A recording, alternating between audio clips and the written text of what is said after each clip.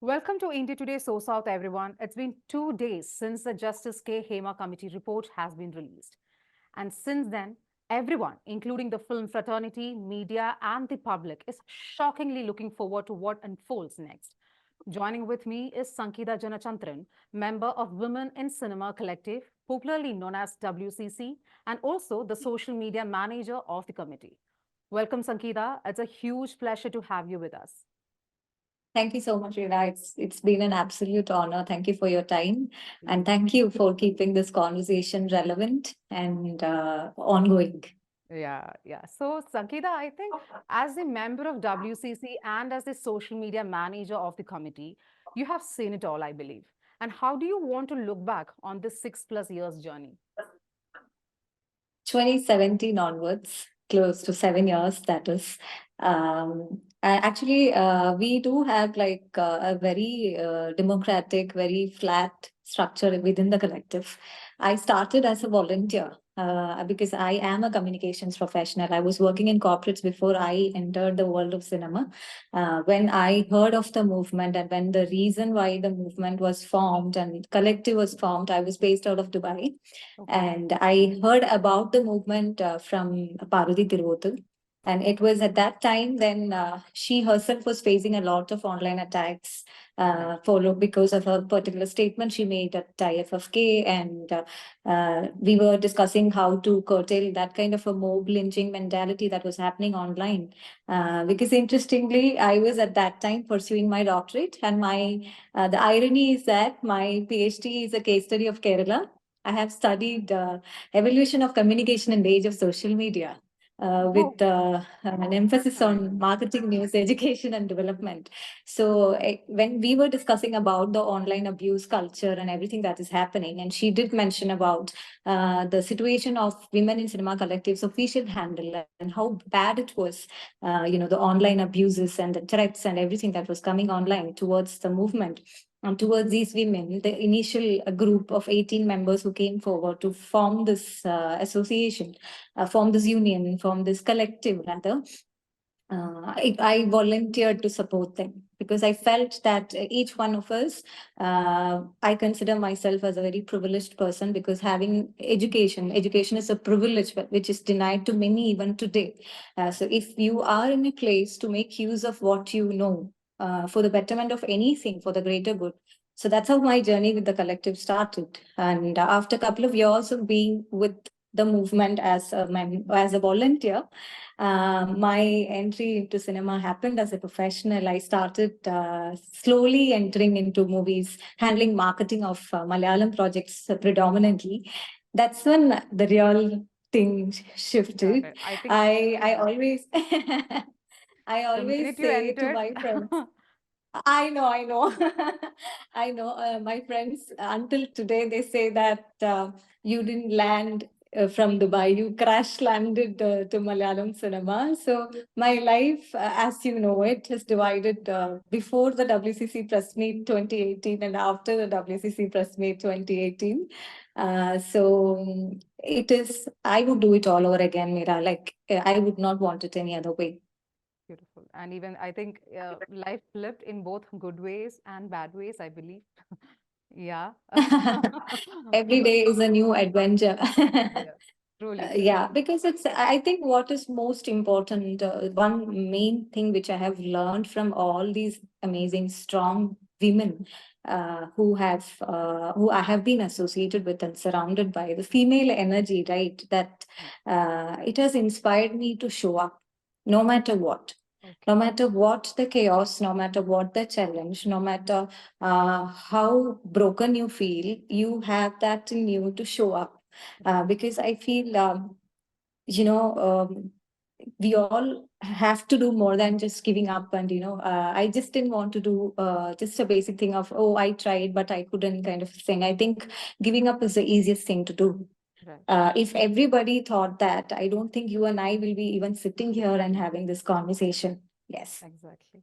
So I know as a social media manager of the committee of WCC, you might have seen the worst of all, right? And as a social media manager, when is that one particular moment, if you have any, you decided to come front and speak as a, not just as a PR or a marketing manager, but beyond that, you believe, okay, it's the time to come friend and speak, take the mic and just tell what's happening. Is there any particular incident, you know, when after joining the Malayalam movie industry? Actually, the that incident I clearly remember 2018 October, Cochin Press Club. Okay. It was I was see collective, as I informed you earlier. We have a very flat structure, so whoever has whatever capacity or like I'm a communications professional, so I can support the movement, handling communication for the movement. Each person, there are lawyers, there are people who have studied MBA, there are people from different diverse arenas Right. working in the collective. So because I was volunteering to kind of support them with the social media and the communication part of it, I was present at the press meet. Okay. Along with them, it was a very crucial press meet Okay. where a couple of our members had resigned from AMMA and we were addressing the media. And the survivor at that point, along with the survivor, a lot of us had resigned along with her. I remember very vividly. I don't think I'll ever forget that experience where these ladies were addressing the media, and there was a particular question that came from a journalist. Okay. It was something like, "Oh, it's a time of Me Too movement. We would like all of you to say who all have harassed you or abused you sexually." This was the question. I was like not very sure whether I heard it right. I was just standing by the corner. I was not even on the Yeah, stage at I that point. remember. At that point, Beena Paul, she said that we are here for the organizational update and we are not necessarily here for a Me Too revelation or anything. And any survivor wanting to speak about what he or she or anybody went through, we no longer speak in binaries. It is their personal choice and it's a personal decision. We cannot kind of force a person, harass a person to talk about the harassment they went through, right? Right. So at that point, the same person followed up his question with the fact that whenever you all needed opportunities, you might have gone with people, and now that Me Too is in trend, you're calling it abuse. So it was, I don't know what just happened to me. I think anybody in my space would have reacted. It is just being human. It has nothing to do with gender. I think it is also any empathetic person, any person with remote 1% of emotional intelligence and EQ would have responded. Because personally, I'm a person, I don't believe in reacting, but responding. Reacting, I have done enough in the past. And I think that is a very momentary thing. It dies down. But when you respond from a more informed perspective, it kind of changes things gradually. It takes time, but it definitely changes. I went on to the stage. I did tell them that we should definitely talk about the online attacks Women in Cinema Collective is facing, just to put up a simple post.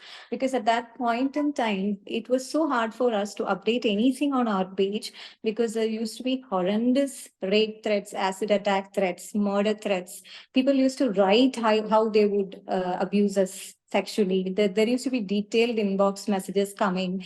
It has affected all of us mental health even to a greater degree. So because at that point I was predominantly taking care of the daily monitoring and everything, they gave the mic to me and I spoke, and the world heard what I spoke. And I did tell them that I did say, I very clearly remember what I said. I said, Me Too is not a gender based thing. If I asked the people sitting in the room to say if you all have been through any sort of abuse in your lifetime, more than 99% of us would have been through. And I said, these women are trying to do something. It is our responsibility to support them. When any survivor comes forward and says that I have been violated, it is our responsibility as a society to support them. Yeah. So irrespective of our gender, we should be doing it. And I said, no matter what I have to sacrifice in the journey, I will be with them in this. I will continue to be with them in this. And I think I am still with them in this as Yes. we speak. I'm sorry to ask this, but still, I feel so sorry. But the least we all can do when at least watching this or reading this news is to stand first, be silent if you can't do anything, or else be in solidarity with that victim, with the survivor, Yeah. because it takes a lot to come out of all these things and to speak up, to take a mic and speak what's happening or what happened to Huh. you. And so, yeah, and you were all throughout mentioning about the women in this collective, let's say in WCC. But what about the women in other unions? We have a lot of unions in other in the industry as well, the Malayalam movie industry as well. So what about the women in the other unions like FEFCA, the Producers Association? When we have so many technicians and producers, women producers and technicians as well. So what about them? I think personally, what I have observed, not to my knowledge, the women representation in other unions, WCC is a collective, it's very different. Correct. It's not like a FEFCA, MACTA, or an AMMA. But I have seen very low percentage of women in all of these associations. I don't know, maybe there is this one of the members of the collective very recently, I think it's only less than a year ago, she got a membership in the Makeup Artist Union. She has been working in the industry for many years. Many years. So somewhere I think there has to be that systemic change where participation of women and people who identify as women and the minorities, they should come forward and they should be included in these organizations, especially. And I also feel that in the decision making processes concerning women, there are very few women. If I'm not part of, like, for example, I am not part of any organization officially because I don't identify myself as a PRO. Yeah. FEFCA still only Right. has a PRO union. There is no Okay. marketing vertical. I run a registered company called Story Social, which does 360-degree marketing. We do from Right. in-film branding consulting to OTT pitching. Right.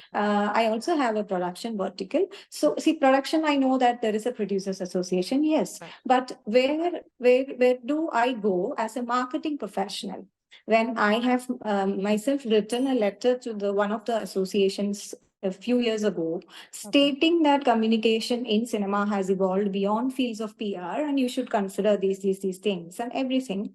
But it didn't go anywhere. The conversation didn't go anywhere. So the only association or Zero anything reply I'm a from the member of, association. no, they replied, but that is again, they are requesting me to be a PRO, that I should take a PRO card. Okay. Because PRO union is the only one that is existing. There is no marketing vertical. So I think bylaws need to be amended. I think it should start from very basic grassroots level, like in these unions and associations. Amendments should be made so that there are more diverse, inclusive, gender balanced places. Otherwise, we will continue these conversations about gender inclusion and gender balance. Because last evening, I was in a conversation where there was another lady who's been part of the industry for close to 50 years. She was talking about an experience she had in 1982. Okay. I wasn't even born in 1982. And we are still talking about similar or even worse issues when it comes to women working in cinema. And it all roots down to the basic cause of lack of structure in cinema, Right. lack of a governing body which is process oriented, which amends to certain laws, and the law of the land should be followed. Basic things like an internal complaint committee and everything. So I think in all other associations except for AMMA, which is an actors union, I see a lot of our actors are there.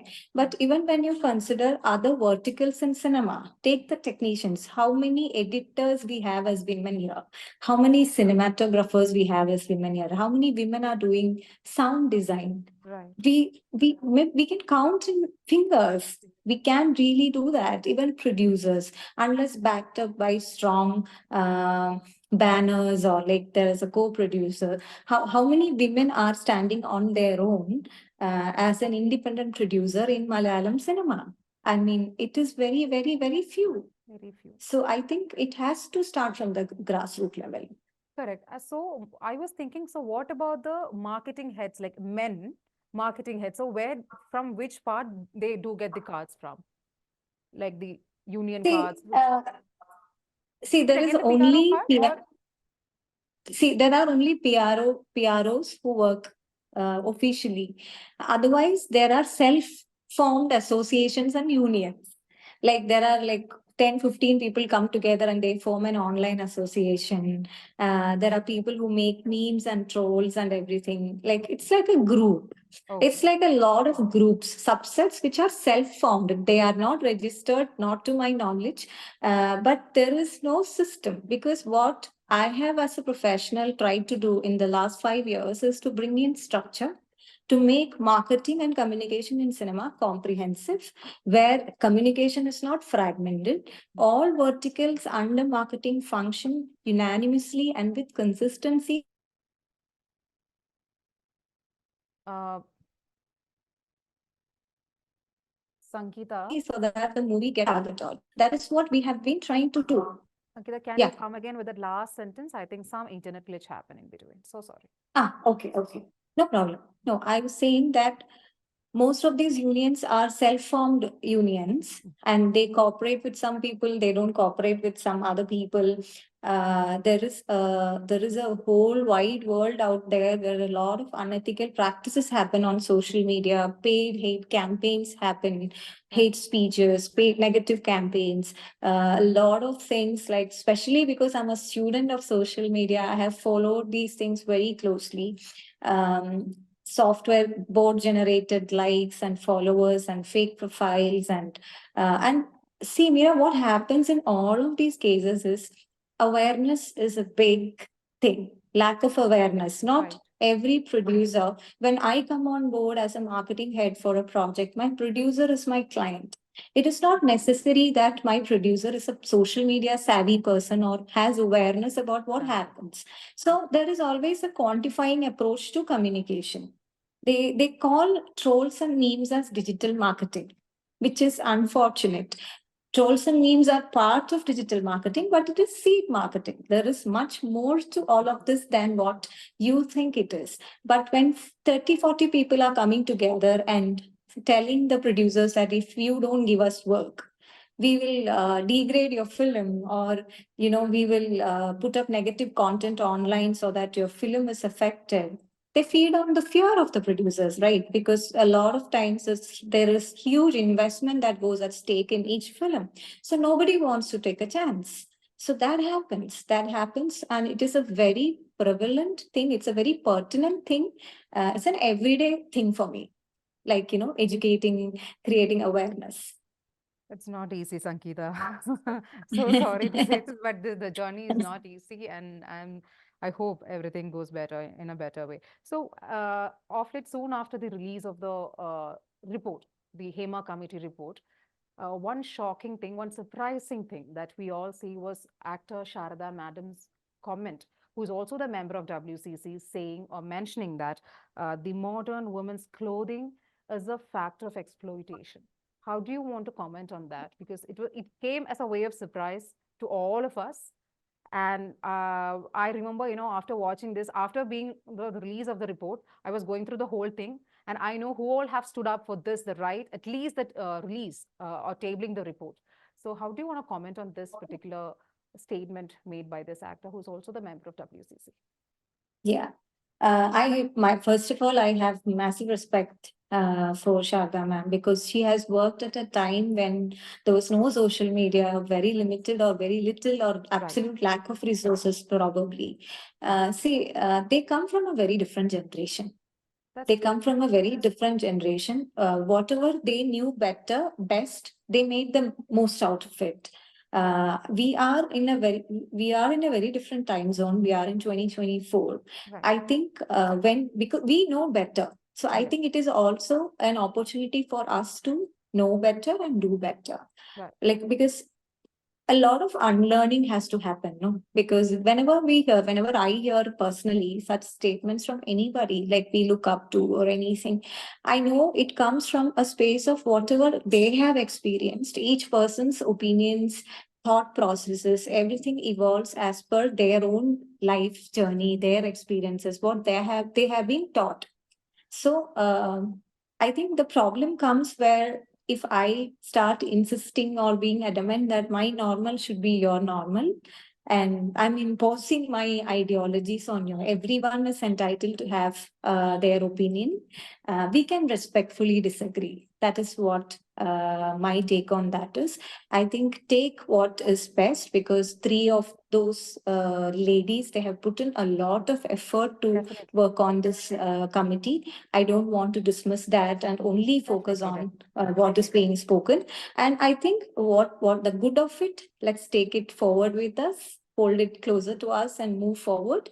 Yeah. And just I would like to not focus a lot on what has been spoken about, because we know that is not true. We know better. Right. That's it. So, because I even many people were asked me to ask this question to at least any of the WCC members, because people come from different background. What you said is absolutely right, but at the same time, she also comes from a generation where Rauka was a very common attire, not just for the characters of any particular role, but even as a normal common dress that these days how do we wear saris or something like that of sort. So people were asking me, but why? But why at this Yeah. point? That was there. So yeah, and again, coming back to actor Ranjini's latest statement, who is also the member of WCC, who herself says, I'm the mere member of WCC, and I literally look forward for the equal rights. And I'm also an actor who stepped out of the industry when I was on my peak. And Yes. that's where, yeah, and that's where she personally felt the safety of the ex former founder of the WCC was not being uh, kept safe, as they mentioned in the beginning. So all of this that happened, that all these chaos that happened in the last minute, how do you want to look to that as well? Because all this came as a surprise, total surprise for everybody, right? See, I think it's very normal for people who have spoken up to feel scared. To feel scared, lack of clarity, because there was so much media discussion, so many arguments and debates happening on online, offline, traditional media, social media, everywhere. So it comes from that space of pure space of wanting to protect the survivor's identity, I think. I believe so, because I know her, not personally so well, but we are all part of the same movement and we do interact on and off for our cause. And for anything, she's always been a very active member. And I think it is a personal journey for her. Because I cannot ensure that I felt safe. Like whenever I speak in the collective, I can speak for myself. Whenever I speak in the collective, when we are having an open meeting, we do have this very interesting thing which we had started called Chaya and Kadi. It Oh is a yeah. very informal gathering which we have whenever, like, random Zoom meetings where whoever is available will join and we'll talk live. What's up? Like, I will say how my day is, how my life is going, and everything. So I have always felt very safe there. And I strongly believe that the survivors' identity, Women in Cinema Collective's intent always has been to protect the survivors' identity, first and foremost, to hold the survivor close to us and not ask questions why, when, Right, right. who, and all of these things, and make them relive the trauma. But people who have relived the trauma because of all of these discussions might react differently to it. And I would want to give anybody that benefit of doubt, because I would not want to corner a person. It is not WCC against anybody, Right, WCC right. against anything. We are all together in this. So even if somebody is feeling a little blurry and a little lost and confused, we are all here to bring them back to the greater cause, the greater purpose. And we are all again back together, and every discussion is happening, and there is no confusion there. There is absolute clarity, because one thing is a group of people coming together, irrespective of gender. Everyone is opinionated. It is bound to have friction. There will be differences in opinion, 40 plus differences people, in 40 thought plus thoughts and processes, opinions. thoughts and opinions. So it is about another thing I have learned from the collective is to listen, to be a good listener, and to respectfully disagree, and also to unlearn a lot of things. A Beautiful. lot of beliefs and thought processes that I thought was a norm and the societal norm, I have unlearned in the last 7 years, and it has helped me transform into a better person. So I think that is my takeaway from this whole thing. The report seeks the safety of women, in all sectors of cinema, not just the artists or film producers or anything like that, right from junior artists to the filmmakers. But you, as a PR and marketing head or a part of in the advertise marketing area, how safe you have felt when you come into this particular field of Malayalam cinema, where when you enter the industry, it was the two terms like casting couch and sexual harassment was the most heard. So what actually made you to, step into this? Meera, just a second, okay, Yeah. Meera? Just a second. Yeah.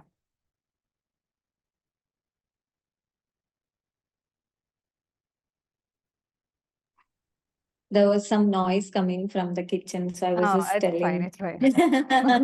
I'm at home. Yeah. Okay. Yeah. Yeah, so I'll start again or? Yeah, please. Okay. So the report seeks the safety of women in all sectors of cinema. I mean, right from junior artists to filmmakers. It's not just one particular sector or a field. So you being the part of PR and marketing team, how safe have you felt when you entered this particular field? When the most heard terms are casting couch and sexual harassment. It was, I think, I entered cinema at a time where this whole thing was blowing up, after the 2017 incident. And my first film that I worked on was Odeon. At that point, I was working with an agency managing that company's PR and digital vertical based out of Dubai. I had not worked in Kerala at all, Mira. This is my first experience working in our state. So because my work experience, my education has always been outside the state. I left Kerala when I was a 19-year-old girl. Okay. And I was coming back as this 35-year-old after so many years with a certain perception of how things are going to be here. Maybe also because I had a very third person perspective to it, and I come from a very corporate background. I thought and I believed that I can probably like introduce a structure here and kind of change things one movie at a time. And fortunately, I was blessed, and I was. I'm still very grateful for that production house and that entire crew of Uyere, my first independent project. Where yes, so that's the first independent project I did.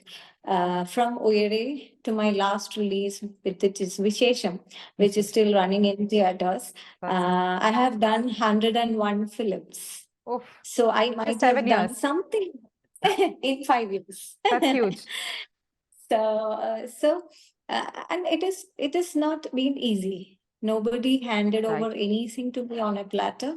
There used to be there. I have myself experienced a lot of things where I was called to hotel rooms for meetings, to production flats for meetings. And the moment you start saying no, the moment you express your discomfort, or you say, that I'm not okay coming there, or maybe we should keep the meeting at a better place at a better time, you're immediately put in the bracket of difficult to work with. Okay. She's very opinionated. She's too demanding. She's just come and she's asking for too many things. And also because I think asking for a basic thing, like before I sign a marketing agreement with any production house, I either read the script or I watch the movie if a finished product is coming to me, because I need to know what I'm selling, right? It's a basic. It's a basic thing. So you're telling meeting is a code word. No, meeting is not a code word, but just keeping meetings at not so professional timings. I understand that cinema is a very fluid space and, meetings can go on and everything, but we can keep meetings. I don't mind going to a hotel for a meeting, but we can meet at the lobby, at the coffee shop. We don't have to keep the meeting in the room. We might be only having meetings, but we all know of the locker room conversations that they have after that. So I don't want to contribute to such. I don't want to be like a topic of discussion in one of those things. That's a personal choice that I've made as a woman, but personal and professional choice. And I believe very strongly that if I'm good at what I'm doing and I'm bringing international experience, education, I have a doctorate in what I have studied and I am putting it into practice, so then my gender shouldn't matter. My relationship status shouldn't matter to you. Whether I am married, divorced, widowed, whether I am about my orientation, all of this you needn't worry. You have to just look at what I am bringing to the table as a professional, and whether I am doing it. Abiding all laws and everything, as long as I'm not disrupting the structure, as long as I am being professional, that's all you need to care about, not my gender. Absolutely. Yes. So you are telling you built a career despite all these hassles and hurdles in the I past built it 7 years. from actually 5 years, Mira, 5 years. less than Okay, 5 years. less than 5. I shifted to Cochin permanently in 2020. 2020, just before the COVID pandemic is when I completely shifted my base here. Okay. And I didn't know anybody in the industry except for very few of my friends and family, very few people. And I have been by then made a very strong network of women because I have been involved with the collective since 2017. And naturally, the 2018 press meet gave me a permanent tattoo of a feminist. Much before I go for meetings, they have this preconceived notion that she will be opinionated. A woman with an opinion, a woman with clarity is generally, unfortunately, even today, termed as difficult. I think that is a very unfair practice. It is. And even coming again back to the Hema committee report, the report very well clearly mentions about the mafia sangam or the power group. Even 15 years back, a very powerful actor, I mean, very famous actor, said the same about the mafia sangam that's there in the Malayalam movie association or whatever, in the Malayalam movie industry. So even 2 days back, director Vinay sir backed the same thing. So how do you want to comment on that? See, abuse of power is always there. It has stayed across, right? Like over the years, over the centuries, people in the decision making, people who hold the power to dictate terms and norms, and those who form the laws of a particular industry. I think it is about time that we kind of dismantle the existing structure and make a system that is more gender inclusive, diverse, and balanced. Because personally, we all know cinema is such a powerful tool of communication. It has the potential to influence societies, bring about changes, and as people, creative people working in the industry, we have that power with us to make use of it for the greater good, for betterment of the world that we live in. If one person's life is bettered because of that. So I feel this abuse of power thing is prevalent and very pertinent across industries. And cinema gets a lot more of attention because it's a product with a lot of aspirational value. It is that particular industry which is out there. People are common public. They are very keen to follow the actors, whoever is part of the industry. Our personal lives are constantly under the radar. What we eat, to what we wear, to everything. So constantly keeping up to it is a pressure on all of us. And I think, like I said, systemic change is what is the most important thing. It won't be of any use to any one of us if the perpetrators are again put on top of the organizations, and decision making capacity continues to be with few people. Because I fondly remember that great actor who you mentioned, who was cornered and isolated and everything. We all have witnessed it. I didn't know any better at that point, but I do better now because I know better. So in my area of work, at least, whenever I feel there is a thing, like, because I remember, Mira, I walked into a movie set once and I was removed from the project purely because I asked for the formation of an internal complaint committee. Okay. That was my mistake. I told them that there is no internal complaint committee here. They had formed an internal complaint committee with the producer and his cousin or something. It is not like that. Like there is that famous dialogue, "Njanum Appan Thambiranum Subhadrayumulla trust." It is not like that. It is, it has to follow a certain structure. There has to be a lawyer, there has to be a Right. social worker.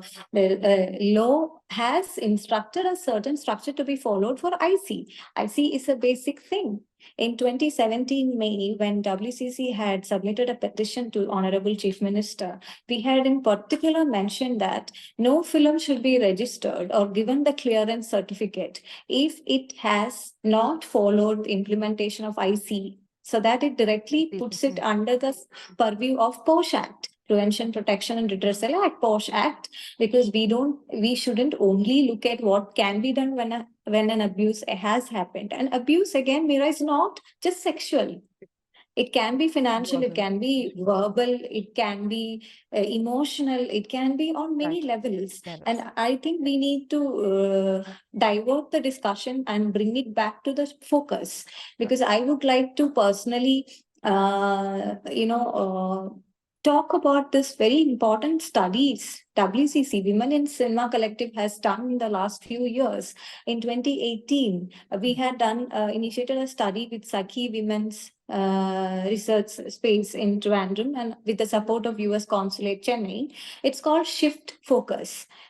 Shift Focus, Women Shaping the Narrative in Media and Entertainment Industry. It is a first of one of its kind study where South Indian film industries, whatever is the gender issues that are prevalent in South Indian film industry was extensively studied. It's a 98-page report. It is on WCC website. We had also submitted a cinema policy recommendations to the Minister of Culture in 2021. So these things have all been done. For all the people asking, what has WCC done? WCC has been working quietly, consistently, doing groundwork, actual groundwork, bringing out recommendations, bringing out suggestions. Whoever is watching this, I urge everybody to go to the collective's website and check these studies and reports. It's very, very, very relevant, because I think it's very important for us to kind of encourage more women, and government intervention has to be there to increase women representation in technical sectors, not just acting jobs, and women being reduced to jobs only women can do. There is a category, unwritten thing, like, okay, maybe you can be a makeup artist, a stylist, or a hairstylist, or anybody. Oh, but why a cinematographer? Why not a filmmaker? Why not an editor? Why not a sound designer? There are many one of us, and there is no proper database that has women technicians database. I don't know of one.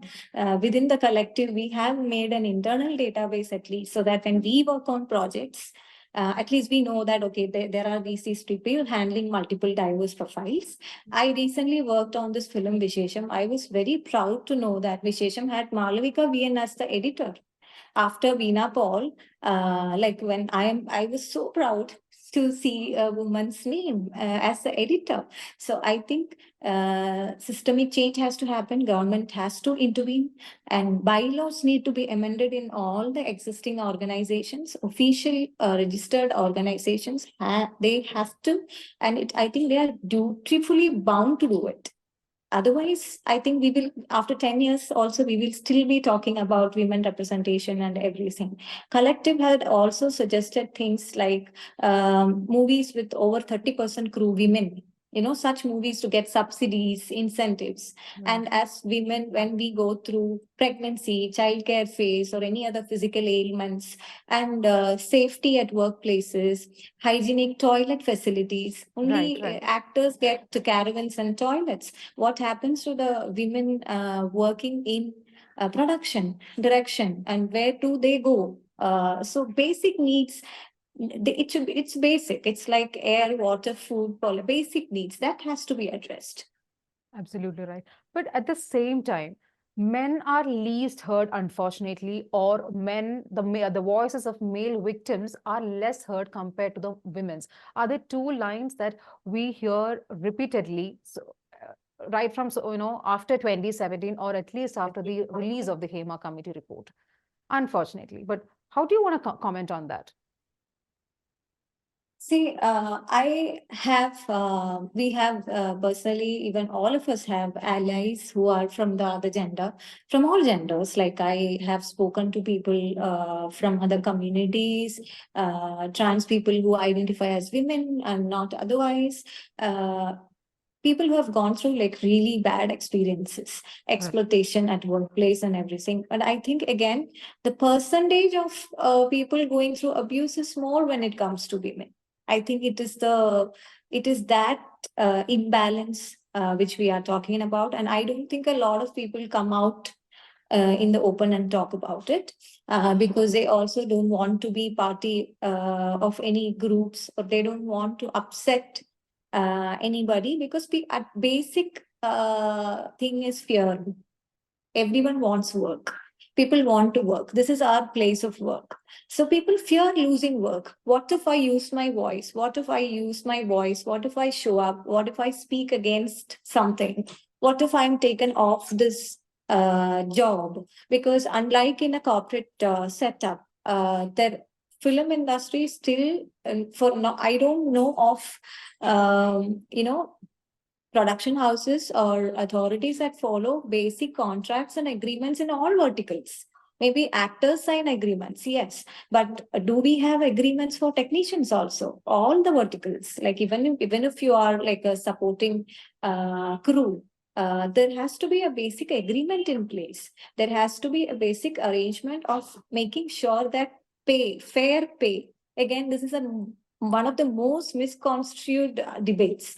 Right. We are not talking equal pay, we are talking fair pay. Because fair pay is very important according to a person's experience, according to the number of work hours they are putting into it, irrespective of their gender. It has to be addressed.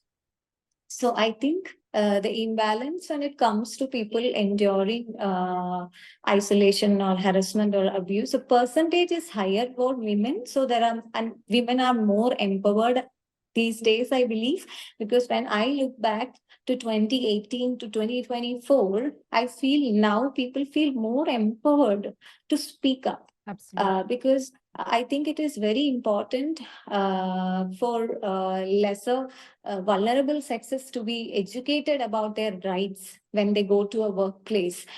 Because when most of the people don't even realize they are being violated. I'm not talking about physical violation, but that financial violation. It could be emotional, it could be mental harassment. It is very important to have workshops, and it's very important to empower people with what their rights are, especially when you work in a system like cinema, which is very fluid.